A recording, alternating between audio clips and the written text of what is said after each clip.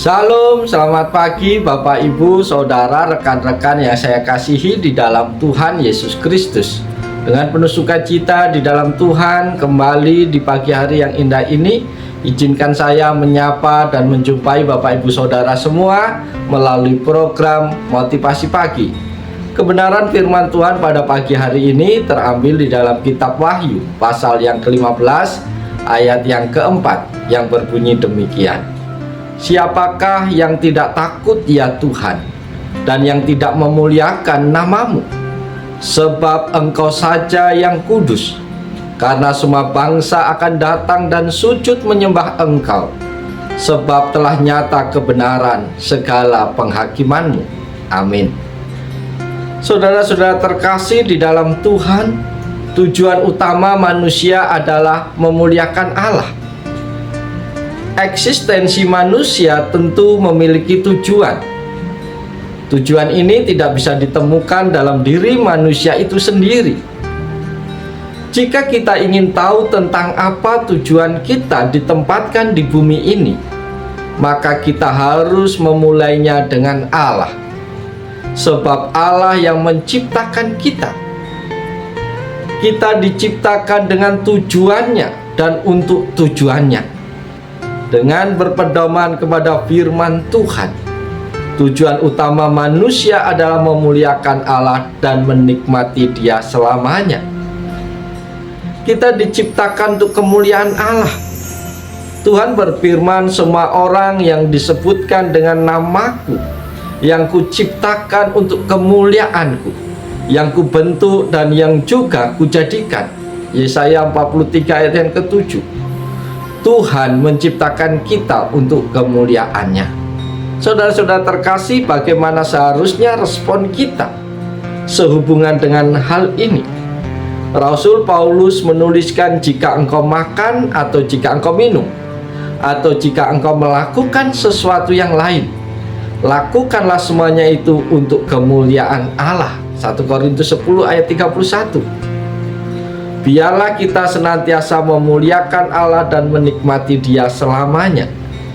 Kiranya kita dapat berkata seperti pemazmur, siapakah gerangan yang ada padaku di sorga selain Engkau? Selain Engkau tidak ada yang kuingini di bumi. Sekalipun dagingku dan hatiku habis lenyap, gunung batuku dan bagianku tetaplah Allah selama-lamanya. Mazmur 73.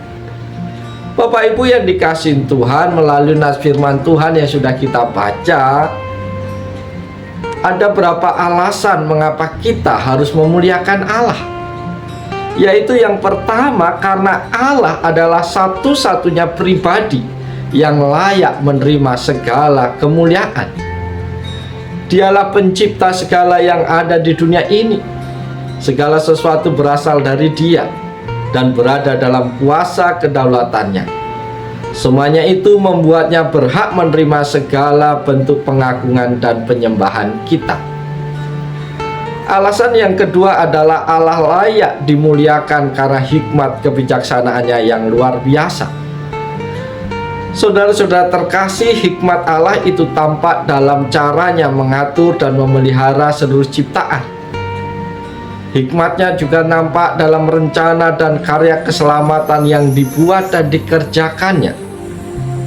Setelah menguraikan masalah dosa manusia dan karya keselamatan yang Allah kerjakan secara panjang lebar, Roma 1-11, Rasul Paulus mengungkapkan kekaguman dan kepujian kepada Allah. Oh, alangkah dalamnya kekayaan, hikmat dan pengetahuan Allah. Sungguh tak terselidiki keputusan-keputusannya, dan sungguh tak terselami jalan-jalannya. Sebab siapakah yang mengetahui pikiran Tuhan? Atau siapakah yang pernah menjadi penasehatnya? Atau siapakah yang pernah memberikan sesuatu kepadanya, sehingga ia harus menggantikannya? Sebab segala sesuatu adalah dari Dia, dan oleh Dia, dan kepada Dia. Bagi Dialah kemuliaan sampai selama-lamanya. Roma 11 ayat 33-36. Alasan yang ketiga mengapa kita harus memuliakan Allah adalah Allah layak dimuliakan karena rencana agung keselamatan yang telah dibuatnya sejak dari kekekalan. Bapak Ibu Saudara yang dikasihi Tuhan, Allah layak dimuliakan karena kasih-Nya yang begitu besar kepada kita, hingga Dia rela menyerahkan putranya yang tunggal untuk mati menebus kita. Dia layak dimuliakan karena belas kasihan dan pengampunan yang diberikannya kepada kita.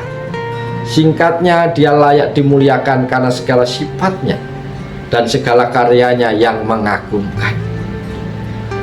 Alasan yang keempat mengapa kita harus memuliakan Tuhan adalah kita harus memuliakan Allah, karena untuk itulah kita diciptakan. Saudara-saudara terkasih, firman Tuhan dalam Yesaya 43 ayat 7 dengan jelas menyatakan hal ini. Semua orang yang disebutkan dengan namaku yang kuciptakan untuk kemuliaanku, yang kubentuk dan yang juga kujadikan. Suatu benda barulah bermanfaat bila digunakan sesuai dengan maksud sang pembuatnya. Hal yang sama juga berlaku atas kita. Hidup kita barulah bermakna bila kita menjalaninya sesuai dengan maksud pencipta kita. Karena itu penting bagi kita untuk senantiasa hidup sesuai dengan maksud Allah atas kita, yaitu untuk memuliakan Dia selama-lamanya.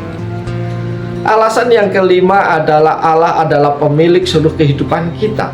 Bapak, Ibu, Saudara, rekan-rekan yang dikasihi dan yang diberkati Tuhan, Dialah yang menciptakan kita. Dia pula lah yang menebus kita dari perbudakan dosa. Dia telah membeli kita dengan harga yang lunas dibayar. Karena itu Dia berhak menerima segala bentuk pengabdian dan penyembahan kita kepadanya. Atau dengan kata lain, kita memiliki tanggung jawab untuk senantiasa hidup memuliakan Allah. Sebab kamu telah dibeli dan harganya telah lunas dibayar. Karenanya muliakanlah Allah dengan tubuhmu. 1 Korintus 6 ayat 20. Jika engkau makan atau jika engkau minum atau jika engkau melakukan segala sesuatu yang lain, lakukanlah semuanya itu untuk kemuliaan Allah.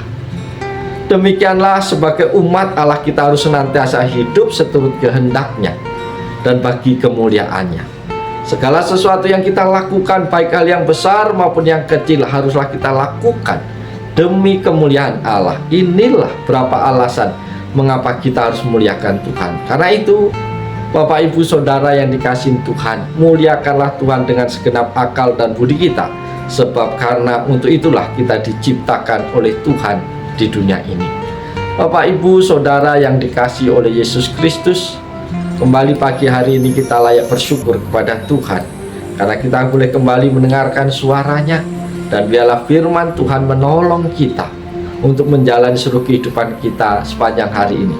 Dan biarlah apapun yang kita lakukan, apapun yang kita pikirkan, apapun yang kita katakan sepanjang hari ini, biarlah untuk memuji dan memuliakan nama Allah. Oleh sebab itu, mari kita jalani seluruh kehidupan kita hari ini dengan penuh sukacita, dengan tetap semangat di dalam Tuhan. Lakukanlah yang terbaik untuk Tuhan, dan biarlah hidupmu dipenuhi dengan kemuliaan Tuhan. Oleh sebab itu, selamat pagi, selamat berkarya. Tuhan Yesus menolong, Tuhan Yesus memberkati Bapak, Ibu, Saudara semua.